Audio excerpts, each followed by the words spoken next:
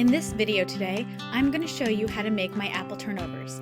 If you have any questions about this recipe, please feel free to contact the Paramus Public Library.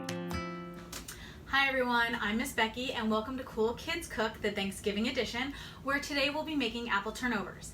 If you've already received your ingredients from the library, they will have been pre-measured for you and also pre-mixed, so be careful about which bags you use at which times. Everything is labeled. And if you are using just our recipe, you have to make sure you read it fully and then measure everything out before you start. Anyway, let's get started. I will be using a half a cup of butter, which is just a stick of butter, but I've cut it into smaller pieces. I find that this is really useful when I have to mix my butter with the flour in order to make the crust. So I'm going to take my half a cup of butter that was cut up into small pieces and pour it into a bowl. And then I'm going to take my 1 cup of flour mixed with a half a teaspoon of salt. And I'm going to pour that right on top of my butter. So normally at the library we do our apple pie program, but because this year we've had to change some things up, I thought it'd be fun to try to do an apple turnover. Alright, so now we're going to take our fork and we're just going to mix our butter into our flour. You can also use 2 knives to mix the butter. Sometimes that's helpful, and that's called cutting in. That's when you're going to take the 2 knives and you're just going to divide into the flour. And once you have the butter mixed up into the flour, that's when you're going to take your hands, which should be clean before you start any recipe. Make sure you wash your hands, put your hair in a hair tie, and then what you're going to do is you're going to form a ball with the flour and the butter.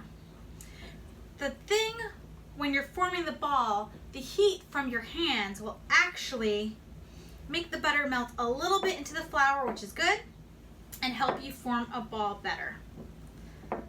And one thing I forgot is we're also going to need a little bit of cold water to make this all stick together. So I'm going to grab some cold water. And I'm just going to take a tablespoon and put a little bit of cold water. Did 2 tablespoons, and we're going to see how that combines with our butter and our flour.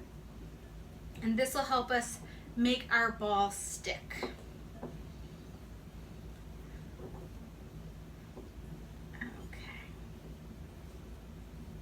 All right. So once your flour and your butter start to come together, you're going to make it into a ball.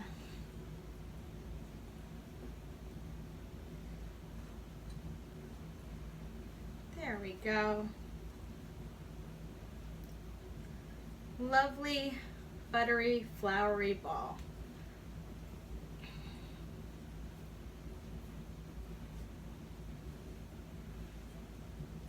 One more roll in my leftovers.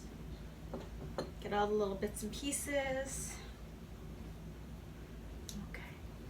I'm going to take a second to wash my hands and I'll be right back. Sorry friends, I had some technical difficulties. We're going to roll out our balls now. So we have our balls. I did put some flour on the space that I'm going to roll out on. And I'm actually going to take a little bit more flour, pinch more flour, and I'm going to put it on my rolling pin. Just kind of wipe your rolling pin down with some flour. So now I have my ball, and we're going to roll it out. I like starting in the middle of my ball and just rolling slightly out. So I kind of rolling out long right now, and then I'm going to flip it a little, and I'm going to roll it up and down. You would like to aim for a rectangle shape. If you don't have a perfect rectangle, that's okay too. The thing about the pie crust, which becomes the apple turnover crust, is that we're going to be able to cut it into the shape we need later. So if it's not the perfect shape we need at the moment, that's okay.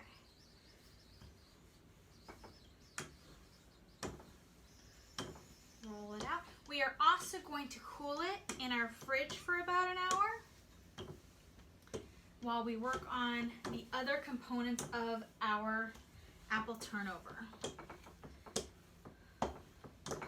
So it is ideal to have some extra flour for your workspace to make the rolling out go a little bit smoother. Okay, so as you see, I didn't really get a rectangle here, but that's not a big deal. I will fix that later on. Right now what I'm going to do is I'm going to fold my crust once, and then I'm going to fold it a second time. And now I'm going to go get some plastic wrap, and I'm going to cover my crust with plastic wrap, and then I'm going to stick it in my fridge for about an hour. Here we go. If you don't have plastic wrap, that's okay. If you'd like to just put it on a plate in the fridge and cover it up with something else, that's all right too. Maybe wax paper. The point of covering it up is just to make sure that nothing else gets on it when it's in the fridge. So there we go. Nice and covered up, and now this is just going to go in the fridge for about an hour. The pie crust will work better when it's cool before we bake it. At this point, we're going to peel the 2 apples that we have. One thing you might not know about me is that I am really bad at peeling apples and potatoes.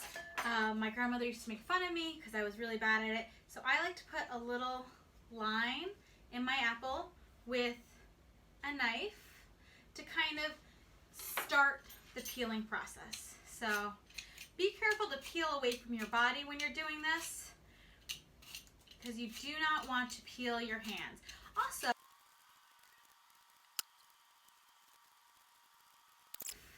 to kind of start the peeling process. So be careful to peel away from your body when you're doing this, because you do not want to peel your hands. Also, if you notice that I'm peeling with a strange hand, it's because I'm left-handed. So you guys would probably be peeling with the other hand, because most people are right-handed. I am special and I'm left-handed, so I peel with my left hand.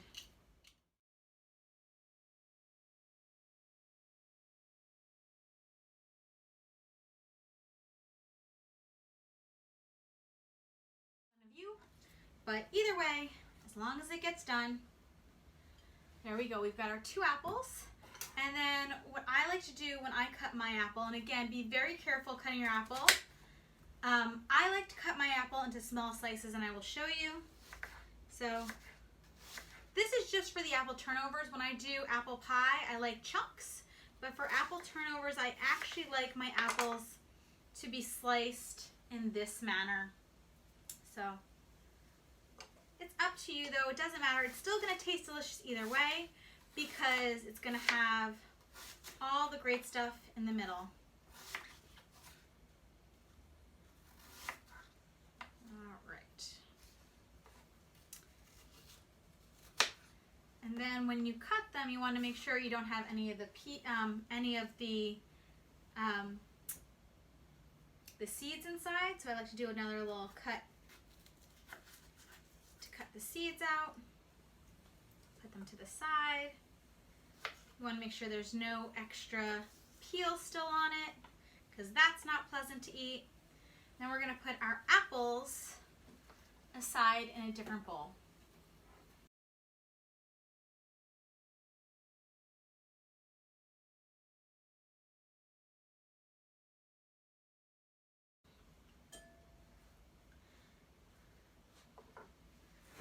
So now we are going to take our apple and we are actually going to move over to the stove. So let's head over there. Hi friends, thanks for joining me over at the stove. This part you will definitely need an adult help with, because we are going to be using the flame of our stove. The first thing you're going to do is you're going to take your combination of sugar, cinnamon, and cornstarch, and you're going to dump it right into your saucepan. Again, this is all pre-mixed for you, but if you were to measure it yourself, you need to make sure you measure it properly.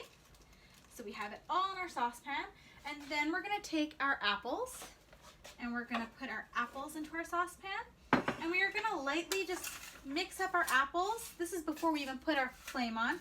We're just going to mix up our apples a bit in our saucepan in the fun sugar, cinnamon, mixture and cornstarch. If you're using a nonstick saucepan, I suggest using either a wooden or plastic spoon to mix with. Never use metal on nonstick. It's not good for it. You are also going to use half a lemon. What I like to do is I'm going to squeeze it ahead into a bowl, because as I squeeze it, I see that some of the pits are coming out, and that's okay. What we're going to do is then we're going to pour a little bit of that into our saucepan. So I'm going to pour it, and I'm using my spoon, as you can see, to block the pits from going into our apple mixture. Okay, so at this point, this is where we're going to ask for an adult's help, and we're going to turn on our front burner to a medium heat. See, we don't want it too strong, we want just a medium heat, and we're going to give our apples a little bit of a stir. As the apples heat up, the moisture from the apples will start to leach out and combine with the sugar and the cornstarch and the cinnamon, and this is going to make the delicious insides of our apple turnovers.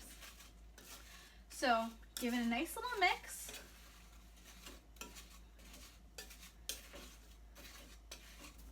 So once you've had your apples cooking on the stove for about 5 to 10 minutes, and remember again, we're going to use wooden or rubber spatulas.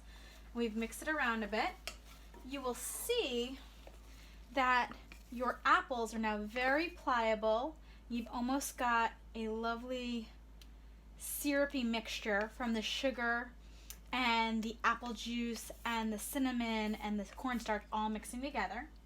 You're going to turn your stove off, and you're going to let your apples cool down to the side.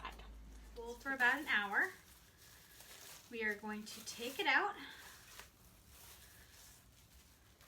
open it up. This is kind of like if you get the dough at the store. And now, if you need to give it a little roll, you can. I suggest doing it if you really need to, but I am going to cut up my dough into pieces. I already had the 4 pieces kind of ready because of the way I had it before. Now, your apple turnovers can be all different sizes. Let's see. I think I might make mine a little smaller. And I'm going to use triangles for the start.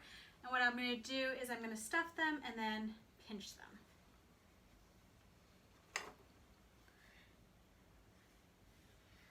And what I'm going to do with this extra dough is actually knead it up, and I'm going to roll more of that out later to see if I can get more than 4 together,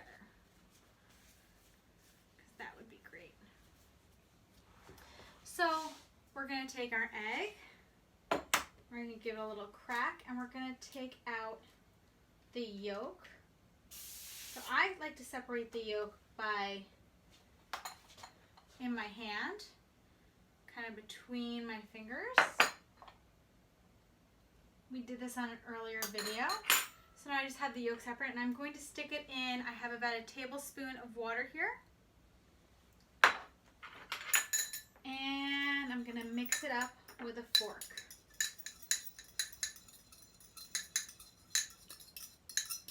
This is going to be our egg wash. One thing I did, my apple turnovers from sticking, but if you don't have that, you could put down some tin foil. You could spray it with some Pam, or if you have a little extra butter, that's fine. So we're going to take our egg wash, and I'm just going to brush it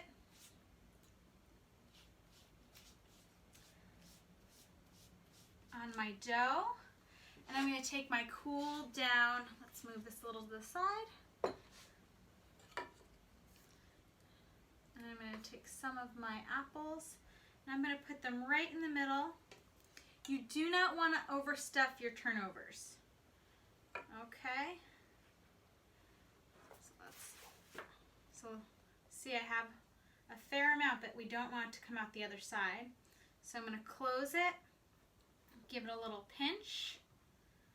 Some people like to use a fork to crimp it down. You could do it all different ways. I actually feel like I'm going to put a little bit more apple in this one. Don't want it to be understuffed either.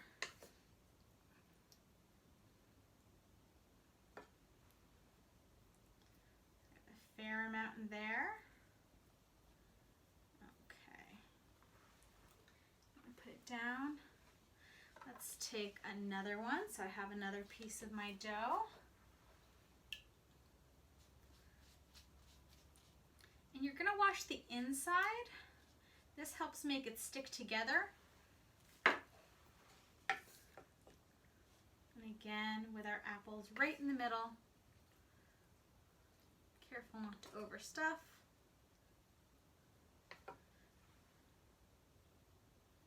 And then give it a nice pinch. This one might be a little overstuffed, and I'm going to take some of my extra dough actually and add it there. There we go.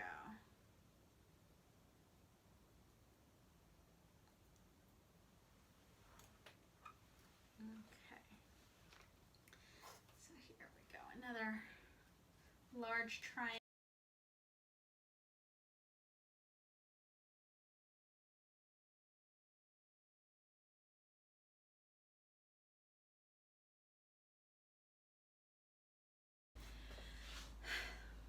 So now that we have our apple turnovers on our pan, we are going to put them in the oven at 450 degrees for between 17 to 22 minutes. Just keep an eye on them. Thank you so much for joining me for the Apple Turnover program.